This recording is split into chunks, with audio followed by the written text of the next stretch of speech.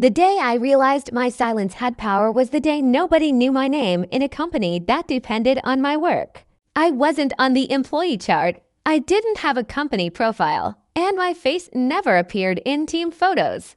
Officially, I was only a contractor. But the heart of the entire system that Kuvara relied on was built by me. The former CFO, Marcus, understood my value. He knew I avoided office politics and focused only on building strong, reliable systems. For over 2 years, I designed the company's financial compliance engine. It helped banks monitor operations safely and prevented unauthorized changes. I worked quietly from my apartment with my cat sleeping nearby. I didn't care about recognition or praise. I liked creating solutions while others fought over titles and promotions. Marcus trusted me completely. We had a simple relationship. He gave me freedom, and I delivered results. The system passed every audit because we had built it carefully. Then Marcus suddenly went on medical leave. Without him, a new executive named Eric took control. Eric loved meetings, reports, and showing his authority. He didn't understand technology, but he wanted everyone to know he was in charge. He looked through company expenses and found my contractor agreement. Since my name wasn't in the main company system, he saw me as an unnecessary cost. One day, I received a short message saying my position would be reviewed. I knew what it meant. They were planning to remove me. I stayed calm and continued working. The system I created contained security checks that recorded every important change. If someone removed my access incorrectly, the system would detect it and alert the bank. It wasn't a trap.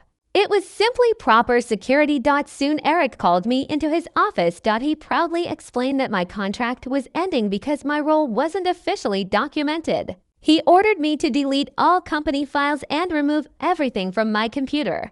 I asked him one question. Can you put that in writing? Confidently, Eric handed me a signed document ordering me to delete all local data and systems.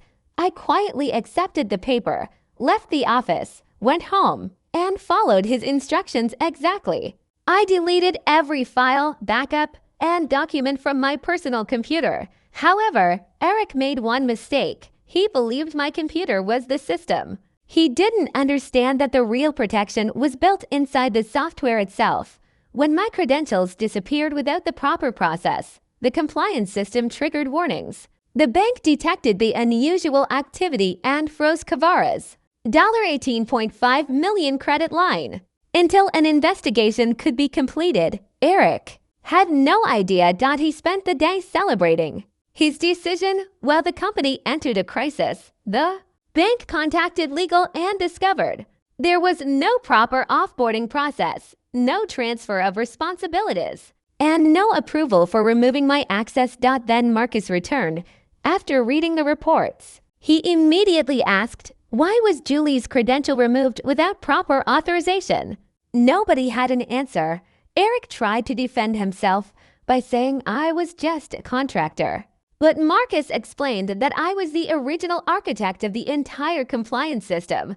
When they reviewed Eric's signed memo, everything became clear. He had personally ordered the removal of a critical system architect without understanding the consequences. Legal began a full investigation. Every mistake was discovered: missing paperwork, missing approvals, and broken procedures. Eric's confidence slowly disappeared. The bank requested assistance from the original architect to restore trust in the system. For the first time, my title didn't matter. My work did. Marcus restored temporary access, and I returned only to verify and repair the system. The security checks worked exactly as they were designed to. Within minutes, the compliance system was restored, the audits passed, and the bank removed the restrictions. Eric was removed from his position pending investigation. Later, Marcus called and thanked me. He also offered to discuss bringing me back under a better agreement. I didn't celebrate or seek revenge. I simply closed my laptop and looked around my quiet apartment. The system I built had done exactly what it was supposed to do. It protected itself, revealed the truth, and proved that real value does not always come from a title. Before going to sleep, I smiled and said one final thing. Next time, read what you're signing.